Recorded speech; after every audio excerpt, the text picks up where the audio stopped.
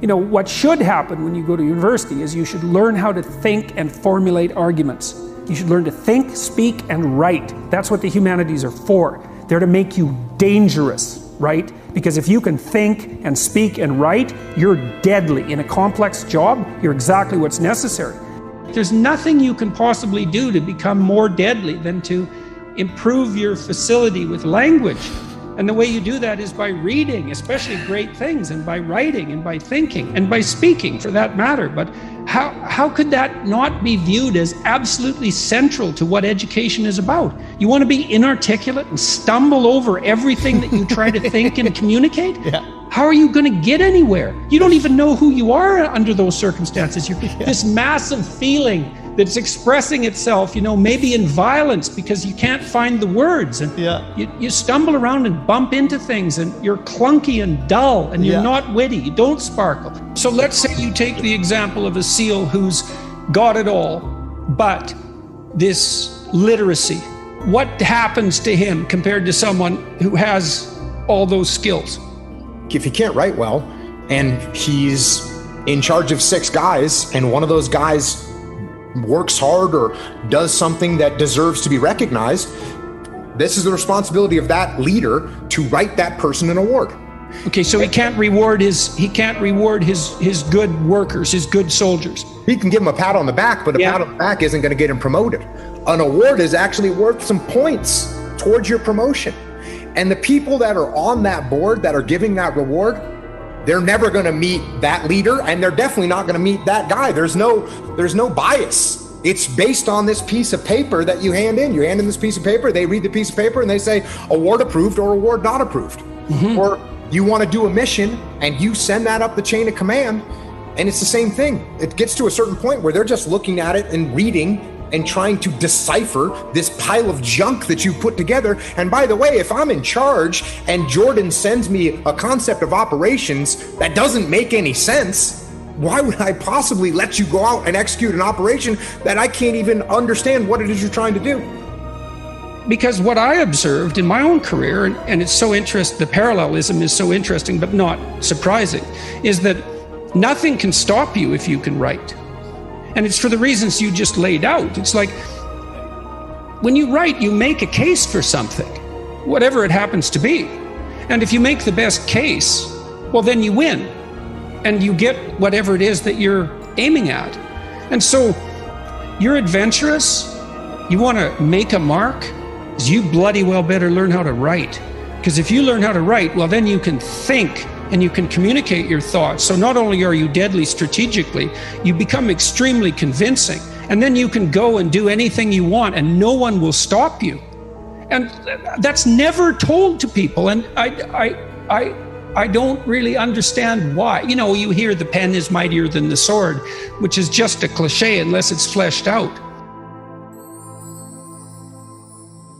The truth of the matter is that you have a lot of potential as a child, but none of that is capable of manifesting itself as freedom before you become disciplined. And discipline is a matter of the imposition of order, and the order is organize yourself properly, you'll pay for it, and in a big way, and so will the people around you. And I would say, start where you can start. You know, if something announces itself to you as in need of repair, that you could repair, then hey, fix it. You fix 100 things like that, your life will be a lot different. You know, I often tell people too, fix the things you repeat every day, because people tend to think of those as trivial. You get up, you brush your teeth, you have your breakfast, you know, you have your routines that you go through every day. Well, those probably constitute 50% of your life. And people think, well, they're mundane, I don't need to pay attention to them. It's like, no, that's exactly wrong. The things you do every day, those are the most important things you do. Hands down. Well, there isn't anything better to have than a problem that's worth solving, like that's really worth solving, right? And so the more of that you take on, the more you have a reason to get out of bed in the morning, no matter what. Like, I'm getting up, I'm trudging forward. Doesn't matter what I'm suffering from, I've got things that need to be done. They're necessary. And that gives you that sense of purpose that is the antidote to bitterness. So, yeah, there's lots of reasons to, you know, because I've thought for a long time, imagine you have a choice in front of you, because you do. So here's the choice. Your life is either meaningful or meaningless. Okay, so let's go through the meaningless part first. Because you think, well, of course I don't want it to be meaningless. It's like, yeah, just hold on a second. Nothing you do matters. And so impulsive pleasure is the order of the day. No responsibility. You can do whatever you want. It's like Pleasure Island in Pinocchio, right? Or it's like Neverland in Peter Pan. You're still a kid. You can play all the time. Yeah. Impulsive pleasure and no responsibility. That's the reward for meaninglessness. Well, but then the other side is, okay, well, let's say you want your life to be meaningful. It's like, okay, then what you do matters. It actually matters, right? Make a mistake, hurts you, hurts your family, hurts the world in a deeper way than you think. And you have to be awake to that. And then you have to take it on yourself. So you're at a particular stage right now, and that stage would involve a particular worldview and the behaviors that go along with that. So the perceptions and behaviors.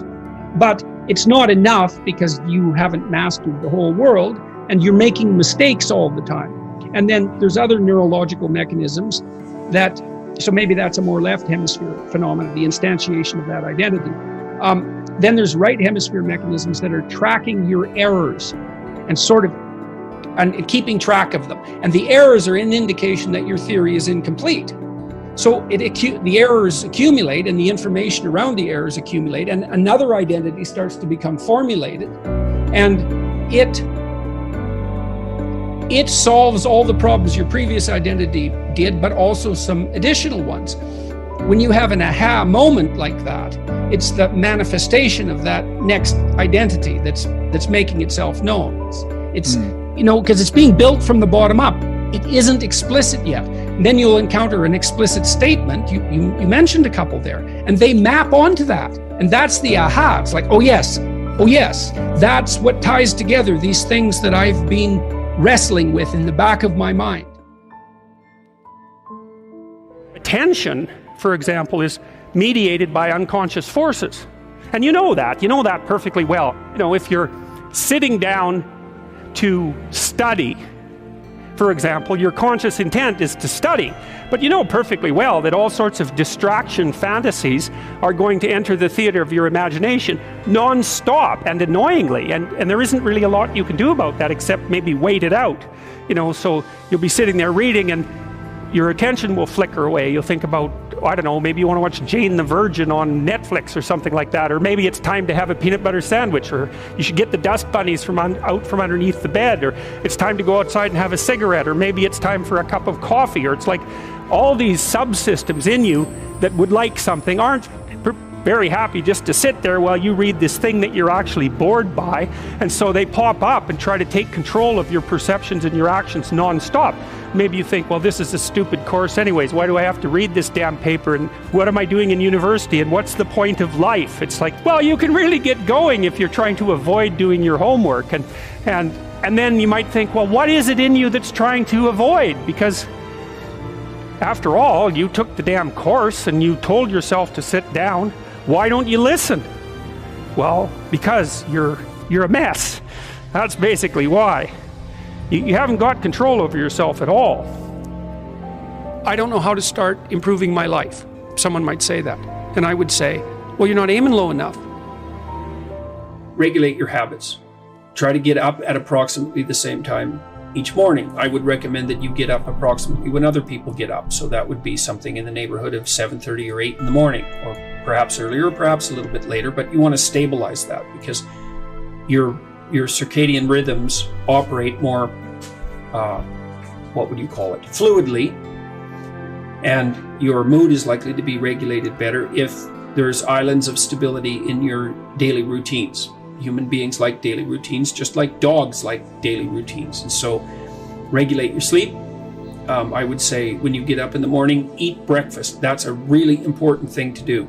I can't tell you how many people I've treated in my clinical practice whose proclivity for emotional instability and depression, anxiety, general hopelessness, emotional pain and gloom and doom, as well as capacity to concentrate, were properly regulated or inhibited or reduced by merely ensuring that they ate I would say, a protein and fat-rich breakfast relatively soon after they wake up. And that's especially true if they're stressed. And as it turns out that if you stress yourself after a fast, which is of course what you've undertaken if you haven't eaten since the night before, that your body produces enough insulin to deplete the sugar in your blood. And then it's very difficult for you to become regulated properly with regards to your metabolism until you sleep again. And so it can be regulating your sleep, and your breakfast eating habits in particular can be a very effective way of regulating your mood and increasing your capacity to concentrate. The other thing I would say is that scheduling your time is also extraordinarily useful. And so I can tell you a little bit about how to use schedules effectively. You should develop a long-term plan. So you have to set up your long-term vision. And then I would say once you set up that vision so that you know how to orient yourself, then you should start designing your days. And you can do that very effectively with a calendar like Google Calendar. Many people say, well, I hate using a schedule or I hate using a calendar. What you're doing is using the calendar as an external tyrant that's telling you what you should do if you were going to be a conventionally good person each day. So you load yourself up with arbitrary responsibilities. But that's not really how you should use a schedule. What you should use a schedule to do is to design the day that you would most like to have. And obviously that's going to include accepting some responsibility and undertaking to make progress on those things that you have to make progress on to keep your life from collapsing into chaos. But it should also mean that you schedule in activities that make you actually want to have that day. And so if you're using a schedule properly, that it can be your friend. And that can also be something that can increase your capacity to concentrate. And then I would say, well, if you're very scattered, then you can start to train yourself. You might say, well, I need to learn to read without distraction. So maybe what you do, you say, okay, well, for the next week, I'm going to read 10 minutes a day, and I'm going to try to limit the distractions. And if you're successful at that, then you could try 12 minutes a day. And if you're successful at that, you could try 15 minutes a day. And the trick is to set a goal for yourself that is slightly beyond your current level of performance, enough to be challenging, enough to be worthwhile if you accomplished, but not so difficult that you're likely to fail. And then practice incrementally, day by day, trying to inculcate the habits that you want to inculcate. And assume that it'll take you a number of months or even a number of years in order to become very fluent at the habit. The important thing is to start improving incrementally, because incremental improvement pays off like compound interest. There's always people out there who are doing far better than you on pretty much anything you want to imagine.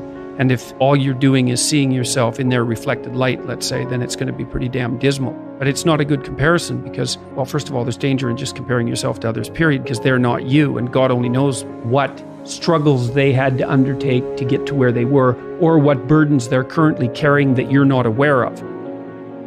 But you can certainly contrast yourself with yourself. And that's a lot better.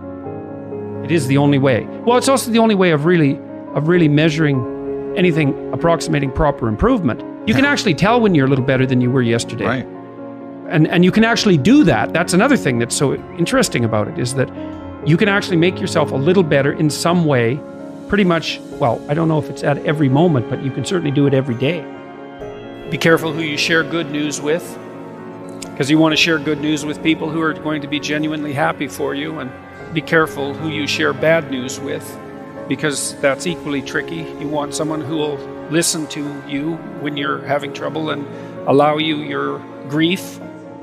Beauty calls people to their higher being, I would say, and to make friends with beauty is to introduce yourself very carefully to one of the mysteries of life that make it worth living. There's never been a better time for the majority of people to be alive, and the future, although we're vulnerable and terrible things can always happen to us, it's hard to make a case that the future doesn't look comparatively positive. We're becoming extremely technologically sophisticated, and the world is changing at an incredibly rapid rate, and the only way we're going to be able to manage that in a positive way is if each of us, or as many of us as possible are capable of making wise and careful and truthful decisions. And if we do that, then maybe things can continue to improve. You don't get people to stand up on their own 2 feet and to adopt responsibility if everything is given to them. And that's a real conundrum. You know, maybe you're in California, see someone speeding down the road in a convertible Porsche, and you think, oh man, what a lucky bastard. And the truth of the matter is that he's thinking about wrapping his expensive sports car around the next cement pillar that he comes close to. You know, you can't tell, and people have hard lives, and even people who are comparatively fortunate have hard lives. And the ideal that you're observing that makes you jealous and resentful is in large part an illusion that's created by your own mind. You have to be careful of what you're jealous of because you don't really know what it is. And then the other thing that's kind of useful is to understand you're quite different from other people, and you shouldn't be comparing yourself to them because they're not like you. They don't have your family. They don't have your temperament. They don't have your troubles. They don't have your abilities. The only person that has those is you. One of the rules, I think it's rule 4, is compare yourself to who you were yesterday and not to who someone else is today. And see, that's a game you can win. The possibility that you can make yourself slightly better on a continual basis is, I think that's something that's accessible to everyone. I think that's equivalent to leading a virtuous life. And there is something to be said for virtue and truth. You know, and that is one thing. Another thing that I've noticed about people who've been phenomenally successful is that they really do everything they can to live a truthful life. And you can get a bloody long ways by being honest. You got to know that there are differences in intelligence. It's really important. If you go into a job and you're not smart enough for that job, you're going to have one bloody miserable time. And you're going to make life wretched for the people around you because you won't be able to handle the position. But what you really want to do, as far as I can tell, if you want to maximize your chances for both success and let's say well-being, is you want to find a strata of occupation in which you would have an intelligence that would put you in the upper quartile. That's perfect. Then you're a big fish in a small pond. And you don't want to be the stupidest guy in the room. It's a bloody rough place to be. So, and you probably don't want to be the smartest guy in the room either, because what that probably means is you should be in a different room. If you want to be the best at what you're doing, bar none, then having an IQ of above 145 is a necessity, and maybe you're pushing 160 in some situations, and maybe that's making you one person in 10,000 or even one person in 100,000. And then also, to really be good at it, you probably have to be reasonably stress tolerant and also somewhat conscientious. Why is it that smart people are at the top of dominance hierarchies? And the answer to that in part is because they get there first, right? I mean, everything's a race, roughly speaking, and the faster you are, the more likely you are to be at the forefront of the pack. And intelligence in large part is speed. That's not all of it is. So if you're moving towards something difficult rapidly, the faster people are going to get there first. You're going to have to put some effort into your life. And you need to be motivated to do that. And so what are the potential sources of motivation? Well, you could think about them in the big 5 manner. You know, if you're extroverted, you want friends. If you're agreeable, you want an intimate relationship. If you're disagreeable, you want to win competitions. If you're open, you want to engage in creative activity. If you're high in neuroticism, you want security. Okay, so those are all sources of potential motivation that you could draw on, that you could tailor to your own, your own personality. But then there are dimensions that you want to consider your life across. And so we ask people about, well, if you could have your life the way you wanted it in 3 to 5 years, if you were taking care of yourself properly, what would you want from your friendships? What would you want from your intimate relationship? How would you like to structure your family? What do you want for your career? Well, how are you going to use your time outside of your job? You're quite different from other people, and you shouldn't be comparing yourself to them because they're not like you. They don't have your family. They don't have your temperament. They don't have your troubles. They don't have your abilities. The only person that has those is you. Compare yourself to who you were yesterday and not to who someone else is today. And see, that's a game you can win. Most creative people fail at producing their creative product and monetizing it. right? So your default position, if you're a creative person, is you're going to fail. And that's because it's hard to come up with something new, and it's hard to present it to the market at the right time, and it's hard to market it. Like, those things are really, really difficult. And so what successful entrepreneurs do is they just keep doing it over and over and over and over and over and over and over. And eventually, if they're fortunate, one of their ideas happens to hit the right place at the right time. And so that's also Darwinian in some sense. You know, you're creating all these little enterprises that are sort of alive.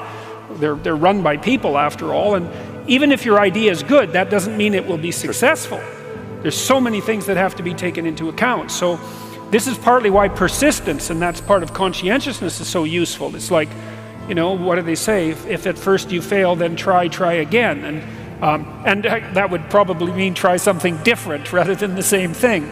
But persistence is helpful because it enables you to run many, many experiments. And you need to know that the baseline is failure. You know, it's important, because otherwise you'll blame that on yourself. You know, and some of that's useful because there's probably some things that you could improve about yourself. But it's very difficult to go from 0 to 1, you know. If you're starting out as a salesperson, for example, the hardest sale is the first customer. And then, you know, they get easier with each additional customer. Be careful who you share good news with, because you want to share good news with people who are going to be genuinely happy for you. And that's one way that you can identify those people who are truly on your side. Be careful who you share bad news with, because that's equally tricky. You know, you want someone who will listen to you when you're having trouble and allow you your grief, especially if it's a consequence of something tragic, and who won't try to one-up you, you know, because often when you're talking to people, they'll be thinking about what they have to say that's worse, and that's not helpful if you need a listening ear. Make one room in your house as beautiful as possible. I talked a lot already about the necessity of cleaning your room, which is, you know, in some sense a foolish piece of advice because it seems so obvious, but it's not obvious at all. And you'll find if you try it, especially if you're in a household that's not very functional, that you'll encounter obstacles that you couldn't imagine existed while you're trying to put your life in order. And you can take your surroundings beyond order and move towards beauty, and that's unbelievably useful. There's this saying that says, tough times produce strong men produce good times produce weak men produce tough times. Yes. If that's the truth, which phase are we in today? Well, if you think about it historically, you have to say that we're in good times.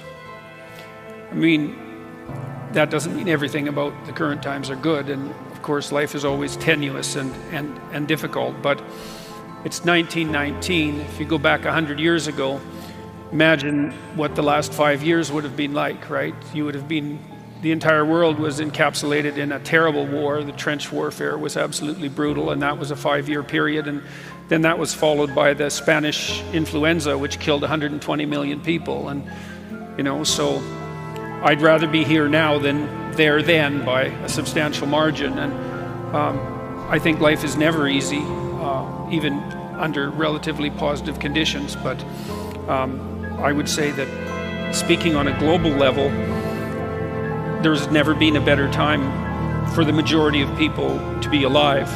And the future, although we're vulnerable and terrible things can always happen to us, it's hard to make a case that the future doesn't look comparatively positive. We're becoming extremely technologically sophisticated, and the world is changing at an incredibly rapid rate, and the only way we're going to be able to manage that in a positive way is if each of us, or as many of us as possible, are capable of making wise and careful and truthful decisions. And if we do that, then, you know, maybe things can continue to improve.